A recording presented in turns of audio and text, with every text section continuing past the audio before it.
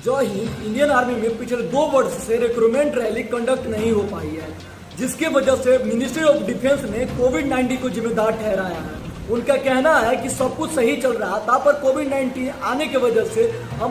हमारी रैली भर्ती में देरी हो गई है। वही दूसरी तरफ बात करें तो सोल्जर ट्रेनिंग खत्म हो जाने के बाद अब वहाँ पे ऑफिसर से या फिर सैनिक रिटायर हो रहा है, जिसके कारण सेना में पदों की संख्या में बहुत ज्यादा इजाफा देखने को मिल रहा है। रिक्त पदों की संख्या लगभग 2 लाख के पार चले गए। पिछले 2.5 साल से लगभग सेना में 2 लाख से अधिक पद खाली है, जिसमें से 1,80,000 सिर्फ और सिर्फ इंडियन आर्मी का तथा बाकी नेवी और एयरफोर्स की। बाकी 2 साल में 184 रैली कंडक्ट कराने का प्लान था, पर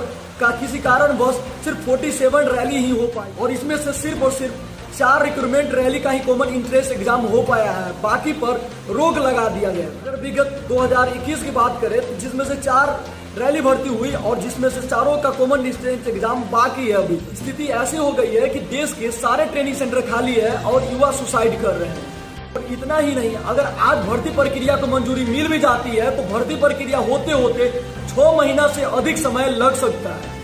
वहीं डिफेंस एक्सपर्ट और रिटायर ऑफिसर का मानना है कि ये गवर्नमेंट के पास अच्छा मौका है टीओडी को लागू करने का, क्योंकि विगत 2 साल से जिस तरह सेना के लिए युवा परेशान है, जिसके वजह से ना जाने कितना आंदोलन हुआ, कितना युवा सुसाइड किया,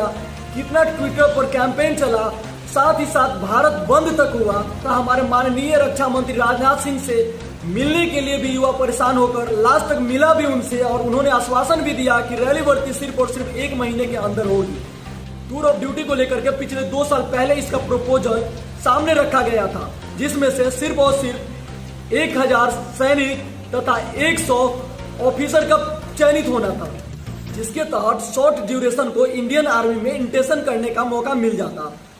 जिसका ड्यूटी सिर्फ और सिर्फ 4 साल का होता और 4 साल के बाद उन्हें रिटायर करके घर भेज दिया जाता। अगर बात करें टीओडी अपॉर्चुनिटी के बारे में तो हमारे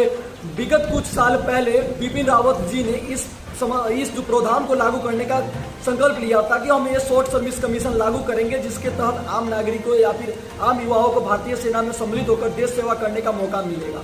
साथ ही साथ आपको बता दें, उन्होंने बोला था कि 1000 जिसमें से सैनिक रहेंगे और 100 ऑफिसर्स को चयनित करके देखा जाएगा, जिसमें से इंडियन आर्मी, नेवी, एयरफोर्स तीनों सम्मिलित होगा और अगर उनका अच्छा प्रोसेस होता है तो इस तरीके से हम भर्ती लेंगे। लेकिन विगत 2 सालों में इंडियन आर्मी के पद में इतना इजाफा हो गया है कि सरकार को मजबूरन बस टीओडी को सामने लाना पड़ रहा है, क्योंकि उनका मानना था पहले इंडियन आर्मी का जो प्रोसेस चल रहा था रिटन एग्जाम के बाद, अब उसको ना करके यहाँ पे 2 लाख से अधिक पद खाली है। तो भारत सरकार सोच रहा है कि इसी महीने अभी से हम टीओडी लागू कर देते हैं, जिसके तहत जो भी हमारा पद खाली है सारी युवाओं को, उसके तहत हमारा समस्या का समाधान भी हो जाएगा और जो हमारे पैसा जो ज्यादा सेना के ऊपर खर्च होता है उसमें भी इजाफा हो जाएगा। टीओडी के तहत सरकार ने 4 साल के लिए भर्ती लेगी, जिसमें से 50% को डिग्री और सर्टिफिकेट के साथ रिटायर किया जाएगा तथा बाकी 50% से चयन किया जाएगा कि कौन उसके लायक है तथा उसे उनका कोर दिया जाएगा। देख लो, यहाँ पे कोर की भी बात हो रही है और टीओडी के तहत 50% सैनिक को